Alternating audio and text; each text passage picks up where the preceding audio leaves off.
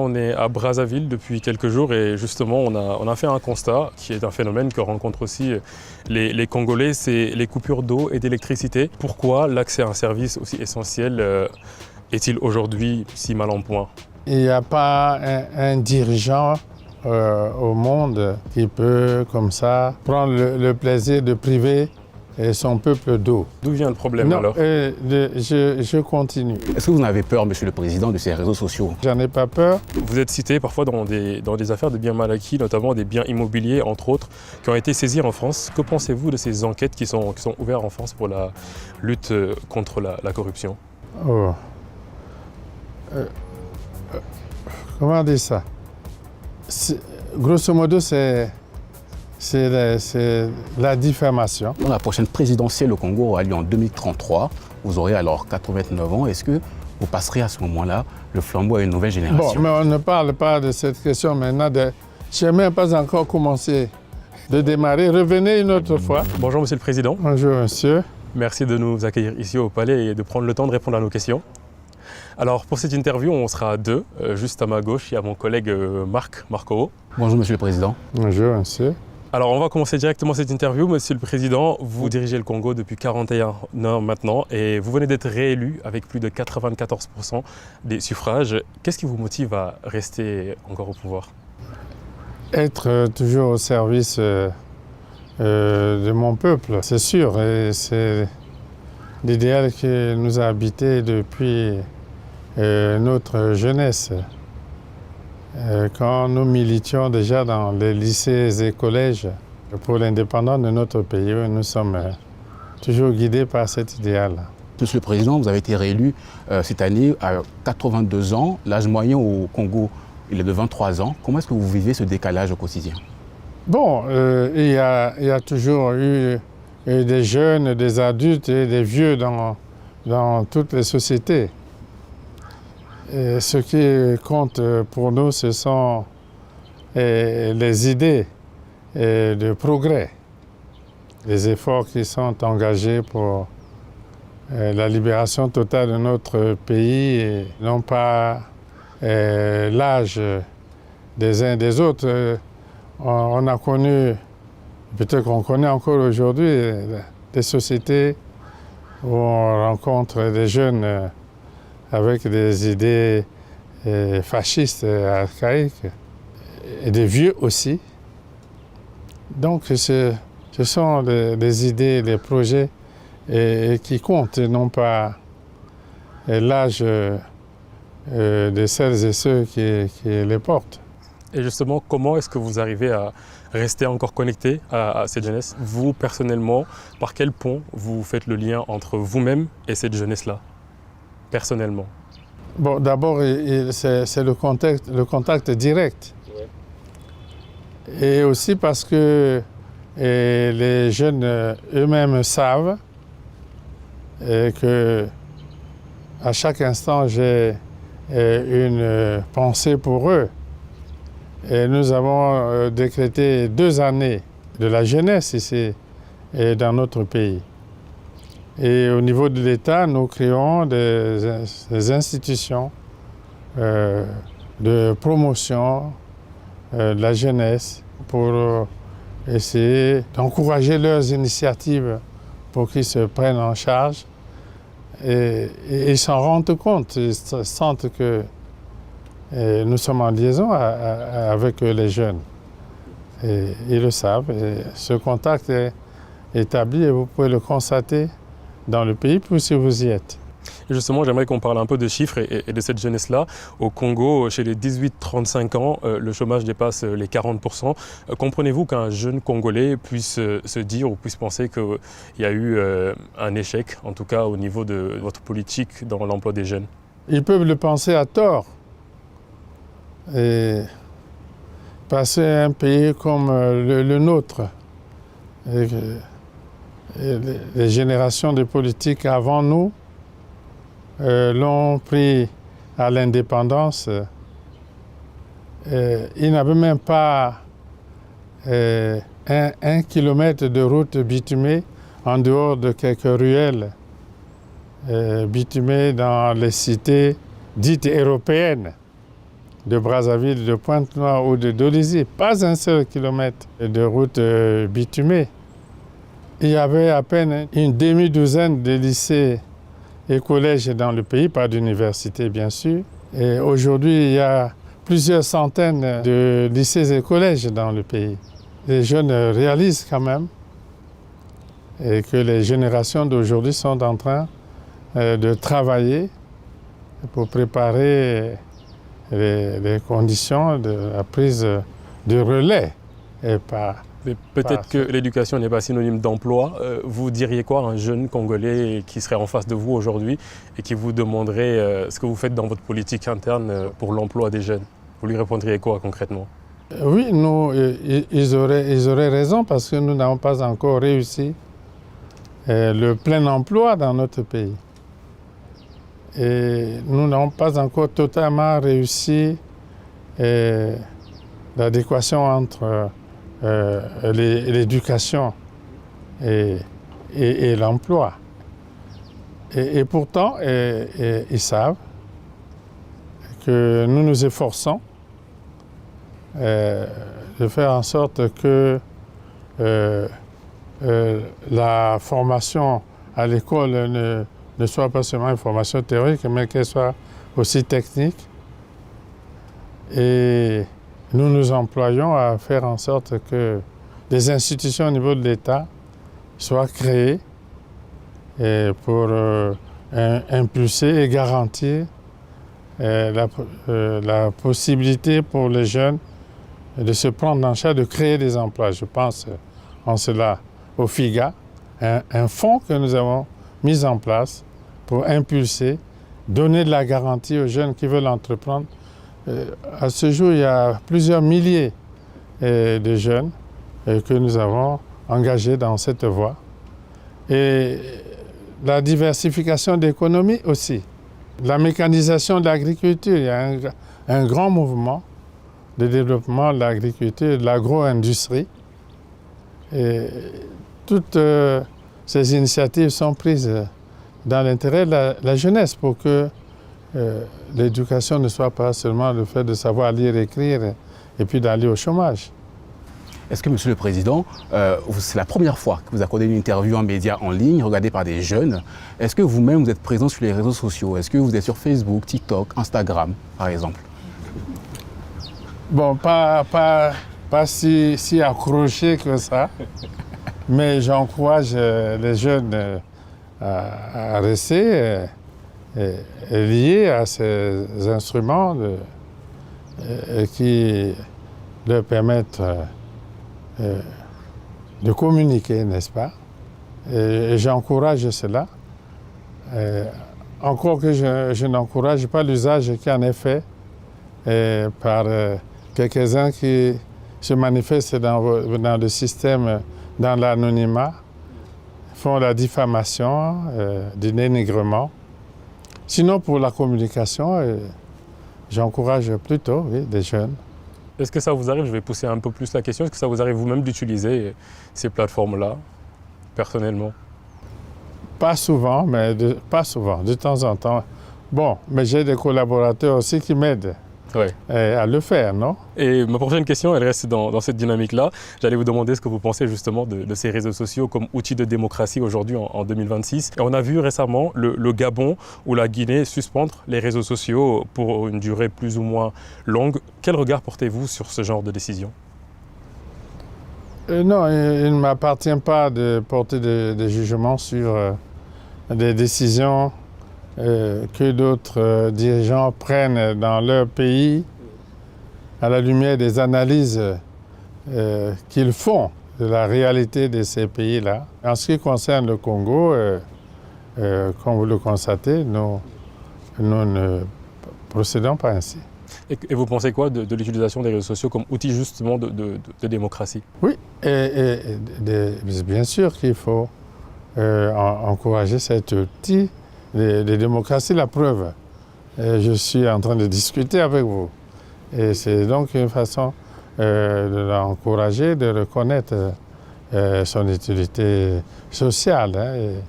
Et dans le cadre de l'éducation aussi de la jeunesse. Mais, comme je le disais tout à l'heure, Et il y a l'usage qui en est fait de façon, à mon avis, attentatoire aux libertés, parce qu'il faut lier les deux, et lier la démocratie et la liberté, et ne pas donner à d'autres le soin de toucher et aux libertés des autres, surtout dans l'anonymat.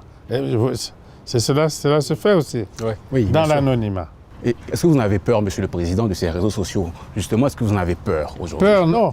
Au contraire, je vous dis que j'encourage, j'en ai pas peur. Si c'est pour le débat démocratique, il est permis et qu'il se déroule sainement. Qu'il y a un débat, une question est posée, et il y a des prises de position diverses. Mais à visage découvert. Je ne tolère pas qu'il y ait la lâcheté dans l'anonymat et la diffamation.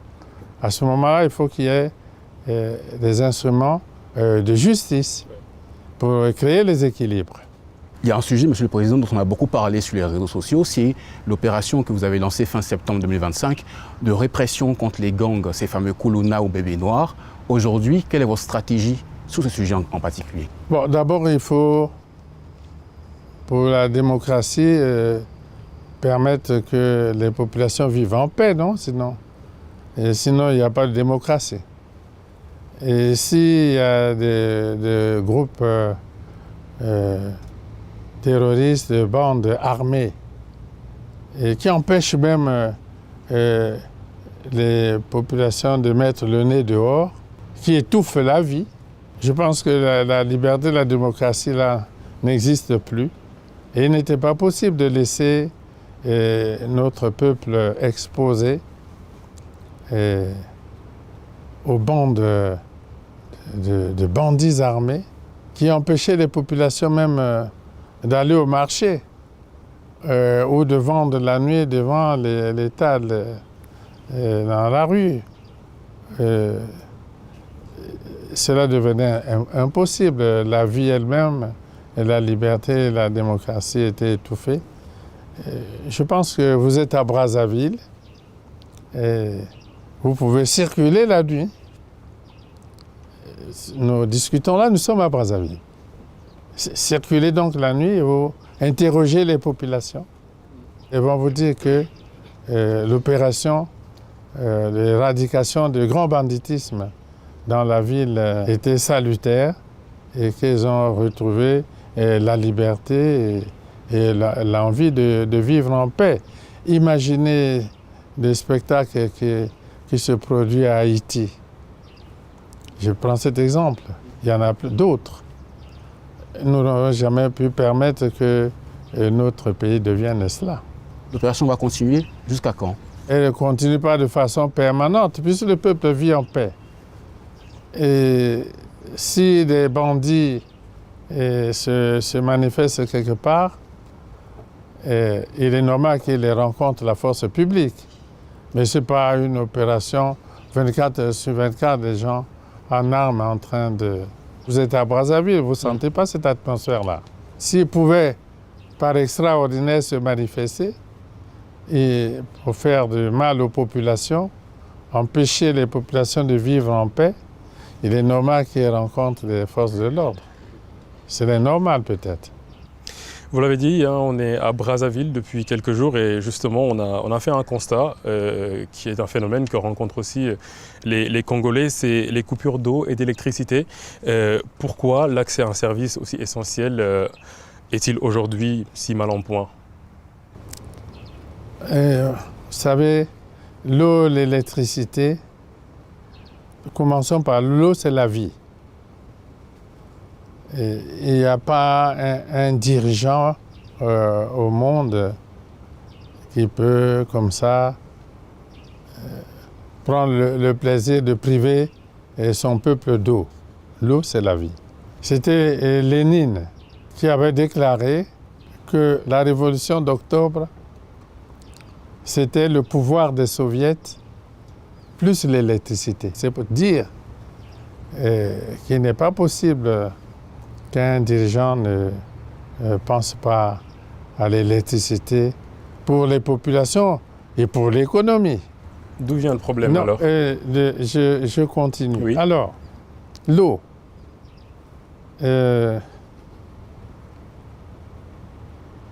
En dehors des grandes villes de Brazzaville, de Pointe-Noire, où nous avons fait des travaux importants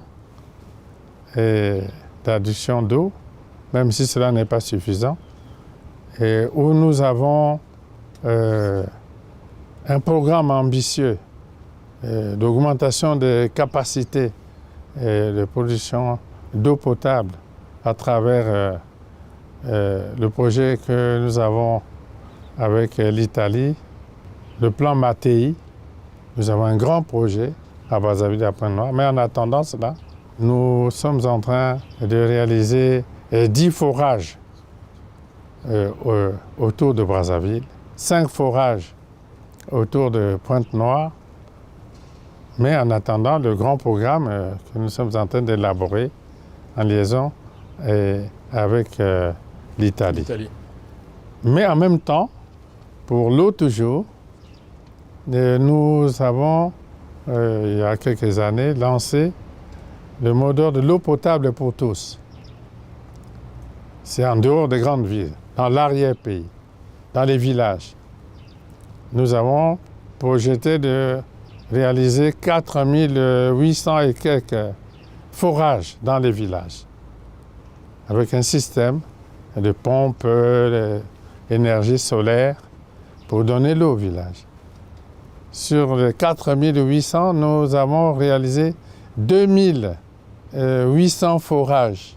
De ces 2800 forages qui donnaient de l'eau aux populations, il n'en reste peut-être que 300. Les autres ont été vandalisés par les mêmes genres de personnages dont nous parlions dans les villes. Là. Les Kuluna. Les Kuluna ou leurs semblables. Et ils ont vandalisé, ils ont détruit 2500 forages comme ça dans le pays. Et nous devons recommencer. Donc l'idée de donner l'eau aux populations des villes comme les campagnes est toujours au programme du gouvernement. Et nous allons nous y atteler, même si dans les villes, les réseaux sont anciens. Il faut renouveler les réseaux et cela coûte très cher. Mais c'est le programme du gouvernement. L'électricité, parce qu'il faut que vous, qui êtes jeunes aussi, vous compreniez que lorsque nous avons accédé à l'indépendance, ici au Congo, tout le Congo n'avait que 18 mégawatts, 15 fournis par le barrage du Djoué pour Brazzaville, quelques centrales thermiques, une à Brazzaville, une à Pointe-Noire, une à Dolisie pour donner l'électricité à la colonie blanche, hein, là où nous sommes. Dans ce quartier, les Noirs ne vivaient pas ici. Il y a une espèce d'apartheid comme ça. Ce n'était pas le quartier pour les Noirs et l'électricité, c'était pour ces quartiers-ci, 18 mégawatts à l'indépendance. Qu'est-ce qui a changé aujourd'hui? Ce qui a changé, c'est que depuis, comme je le disais pour l'enseignement, nous avons fourni 800 mégawatts et nous continuons de travailler pour en produire plus. Il y a des coupures aujourd'hui ici. Et c'est vrai, c'est aussi parce que les réseaux sont vieux qu'il faut renouveler, mais plus important, parce que la grande ligne de transport d'électricité de la centrale à gaz à Pointe-Noire, qui fournit le plus gros d'électricité, accuse de grandes faiblesses. Les travaux sont en cours pour renouveler le transport très haute tension de l'électricité de Pointe-Noire à Brazzaville. Mais nous avons 800 MW. Justement, en termes de travaux, sans vous couper, Monsieur le Président, quelles sont les mesures concrètes estimons dans les 12 prochains mois que les Congolais pourront attendre concrètement sur cette question-là Je pense qu'on aura terminé avec la construction de la nouvelle ligne très haute tension de Pointe-Noire à Brazzaville pour permettre la fluidité de ces circuits. Et aussi, on aura réalisé la réparation de quelques transformateurs et autres lignes du réseau de distribution dans la ville. Mais il y a la disponibilité de l'électricité et la volonté d'augmenter ses capacités pour aller peut-être à 1 giga et au-delà. Il y a une chose qui est essentielle, Monsieur le Président, pour l'économie congolaise et pour la vie des Congolais, c'est le pétrole. On estime que c'est 50% environ du PIB selon la Banque mondiale. Total Energy a annoncé le 13 avril dernier la découverte sur le champ de Moho au large de Pointe-Noire. On parle d'un potentiel de 100 millions de barils. Est-ce que cette découverte, pour vous, est une chance pour le Congo ou bien ça vient renforcer la dépendance de votre pays au pétrole? Bon, une chance, on n'a pas besoin de parler de chance. C'est un produit de notre pays. Pour l'heure, il occupe un peu la position dominante. Mais nous sommes en train de travailler pour la diversification de notre économie.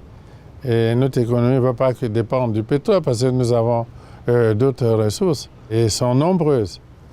Et Total a annoncé 100 millions de barils, c'est pas la découverte du siècle. C'est pas une découverte extraordinaire, mais c'est un plus. Nous ne pouvons que nous féliciter de cette découverte, mais c'est pas cette découverte qui va nous détourner de notre volonté de diversifier notre économie et de faire qu'elle atteigne d'autres secteurs importants, des mines, d'agriculture, d'exploitation forestière. Non, nous ne voulons pas être dépendants du pétrole une éternité. Nous avons les moyens de faire autrement. Vous ne voulez pas être dépendant à l'éternité? Non. Est-ce que vous comptez sortir de cette dépendance bientôt? Je ne peux pas mettre de chronomètre, mais c'est notre volonté de développer les autres secteurs de notre économie. Nous avons des minerais de fer, de cuivre, d'or, de phosphate, de potasse, de plomb, zinc, et j'en passe. Nous avons des réserves forestières, nous avons des étendues énormes de terres arables. Donc, l'économie congolaise va prendre son envol à travers tous ces secteurs-là, non pas seulement à travers le pétrole. On referme ce chapitre, Monsieur le Président, pour en ouvrir un autre sur des affaires de biens mal acquis qui sont très souvent rattachés au nom de Sassou Nguesso, à votre famille. Vous êtes cité parfois dans des affaires de biens mal acquis, notamment des biens immobiliers, entre autres, qui ont été saisis en France. Que pensez-vous de ces enquêtes qui sont ouvertes en France pour la lutte contre la corruption?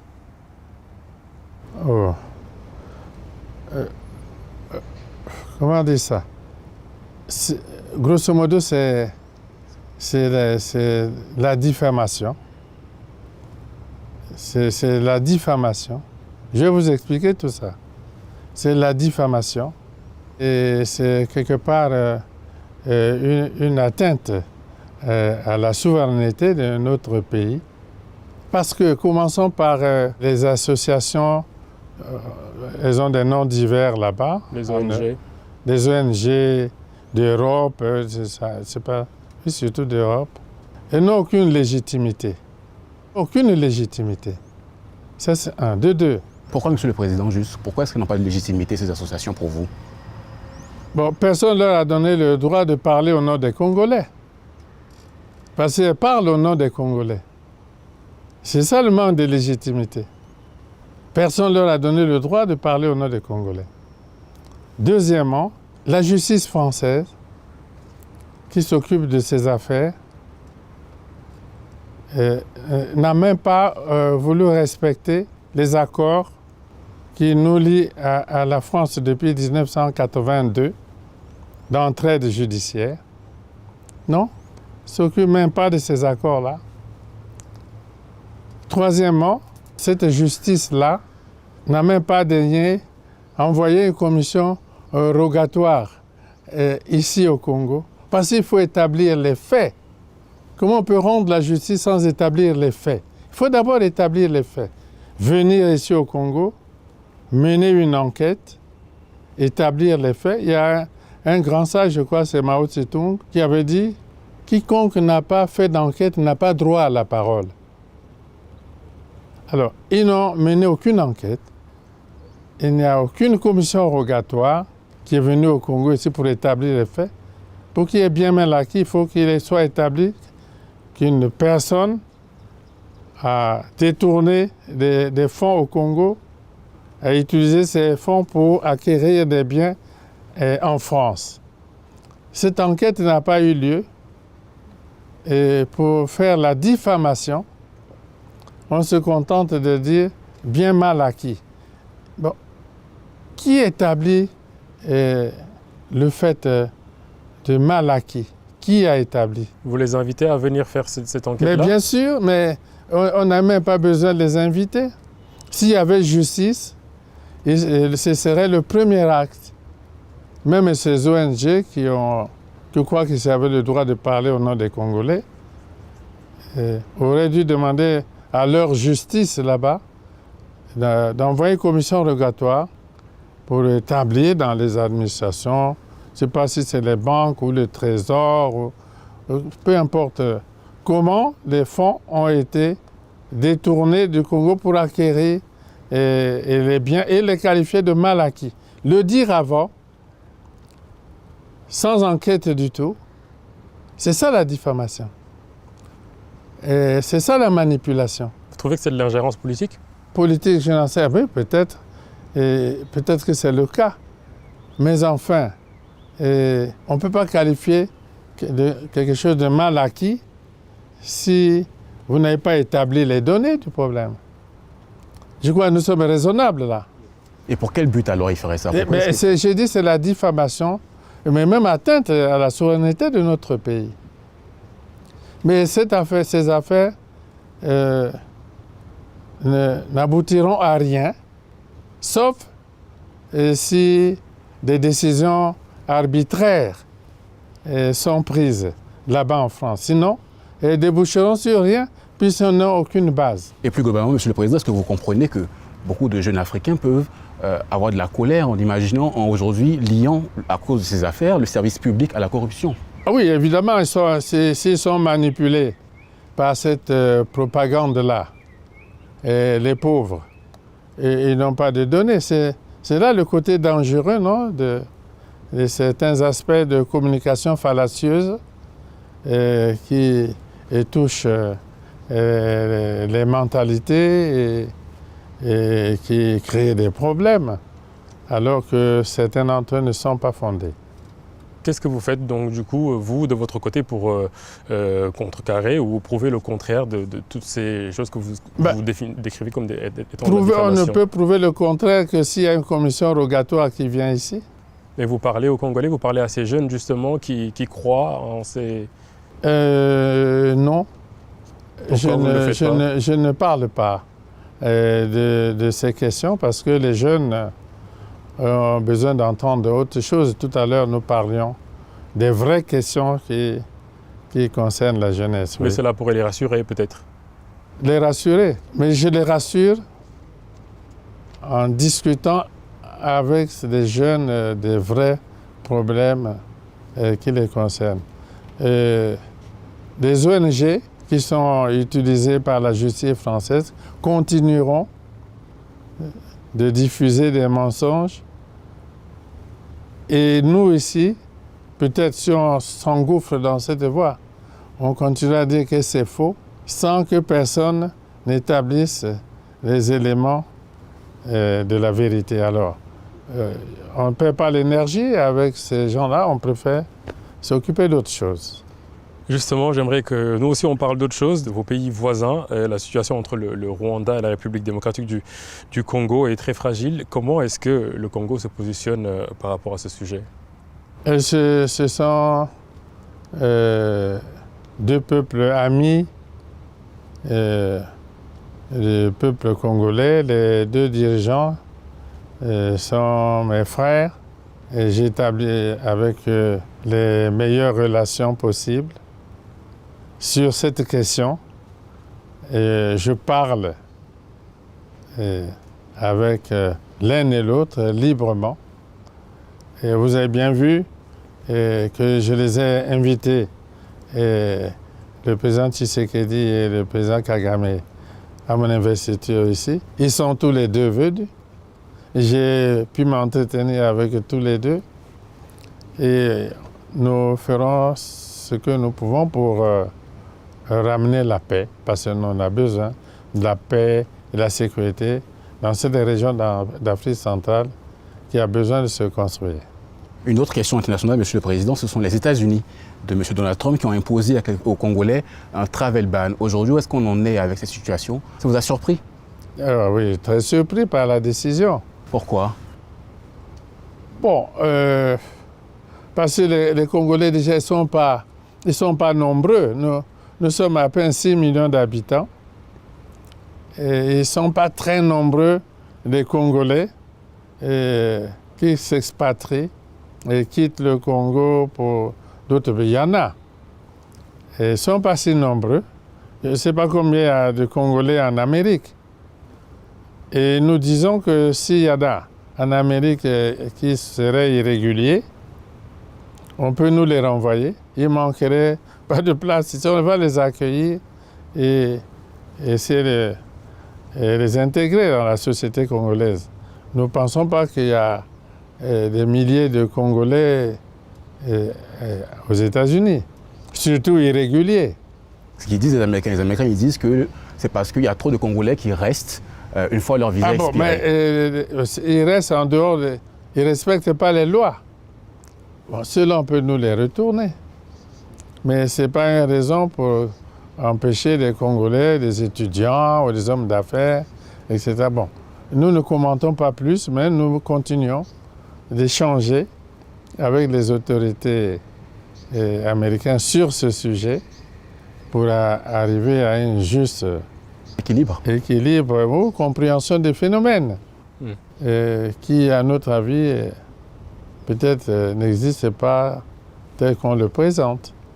Mais nous continuons calmement, sans décider de réciprocité ou quoi. Bon, et je pense que la raison l'emportera un jour. C'est le président, un tout autre sujet, c'est celle de ces tout nouveaux et jeunes dirigeants africains.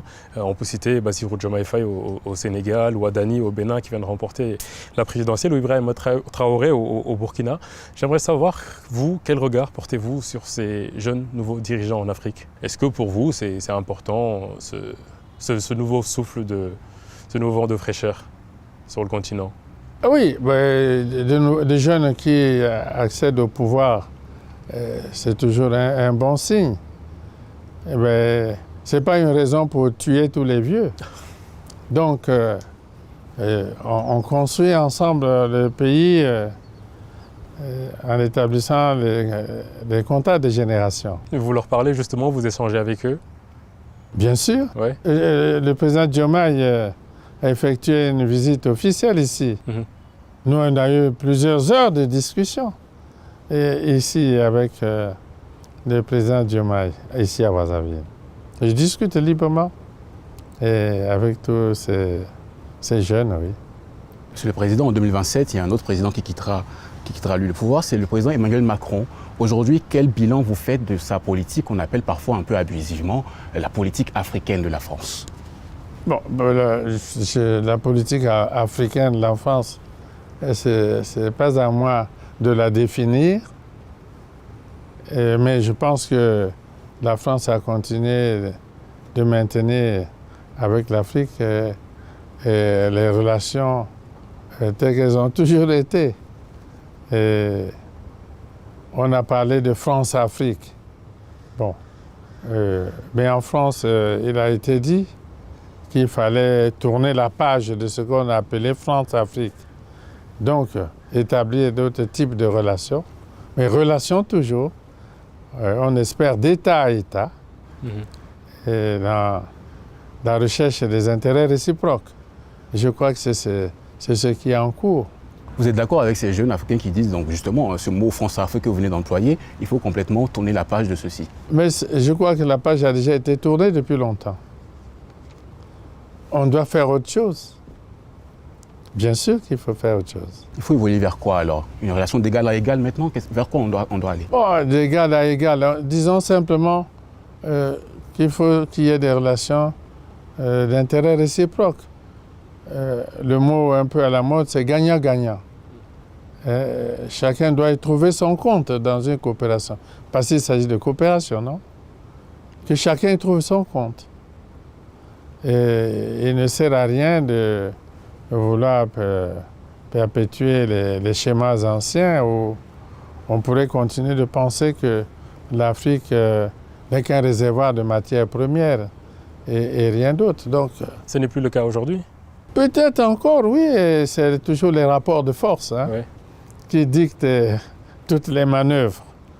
Mais quand même, les dirigeants africains s'efforcent de faire que les rapports entre États soient gagnant-gagnant. Et on voit justement que cette nouvelle génération de dirigeants, jeunes dirigeants, sont très clairs dans cette démarche-là, enfin, en tout cas de la présence française en Afrique. Vous pensez que c'est une bonne chose? Bon, une bonne chose, pourquoi pas? Et si, comme je le dis, ces jeunes dirigeants cherchent à ce que les relations soient établies d'État à État et gagnant-gagnant. Et je crois que personne ne peut condamner cela. Monsieur le Président, la prochaine présidentielle au Congo aura lieu en 2033. Vous aurez alors 89 ans. Est-ce que vous passerez à ce moment-là le flambeau à une nouvelle génération? Bon, mais on ne parle pas de cette question maintenant. Je n'ai même pas encore commencé de démarrer. Revenez une autre fois. Vous savez, quand vous parlez de 40 ans, etc., ce que vous ne dites pas, c'est qu'en 1992, j'occupais le palais qui est là et je l'ai quitté. Et je suis resté 5 ans dans mon village. Et donc, quitter le pouvoir, ce ne sera pas quelque chose de nouveau pour moi. Une dernière question pour refermer cette interview, Monsieur le Président, complètement décalée. Souvent, vos voisins d'en face vous confient le fleuve pour aller participer à des compétitions internationales, souvent. Oui. Qu'est-ce que et vous nous leur le répondez? gardons. Et nous le confions et nous le gardons, on attend leur retour. Et je dois le dire avec un pincement. Et avec un pincement parce que notre peuple est un peuple très sportif. Très sportif. Nous avons, en 1965, organisé ici les premiers Jeux africains. C'est nous qui avions pris la responsabilité de les organiser. C'était pratiquement les mains nues. Nous allions tous volontairement travailler à la construction du stade que vous pouvez visiter qui s'appelle Massamba Deba. On a reçu ici les premiers Jeux africains. On a reçu ici des Jeux du cinquantenaire qui nous ont amenés à réaliser des infrastructures que vous voyez là où nous avons organisé l'investiture du président. On a reçu à cette occasion plus de 8000 athlètes, sans compter les accompagnateurs. Bon, il nous est arrivé au Congo d'être champion africain de football. En 1972, le Congo a été champion de football à Yaoundé. Puis un bon niveau de basket, de volley, d'athlétisme, et de handball, etc. Tout cela a un peu baissé ces dernières années. Voilà pourquoi dans mon message, j'avais dit que tout cela doit reprendre au cours de ces quinquennats et que j'y veillerai personnellement. Donc quand nos frères de Kinshasa nous disent ça, nous disent oui, d'accord, vous reviendrez trouver le fleuve intact, hein. Ramenez-nous les victoires. On dit ça, on se dit au revoir, gentiment. Nous gardons le fleuve et vous reviendrez trouver intact. Ramenez-nous les victoires et nous fêterons ensemble. Au rythme de la rumba, hein, Que vous partagez. que nous partageons. Voilà. Merci, Monsieur le Président, d'avoir pris le temps de répondre à nos questions. C'est moi. Merci, C'est Monsieur moi le qui vous Président. remercie. Merci.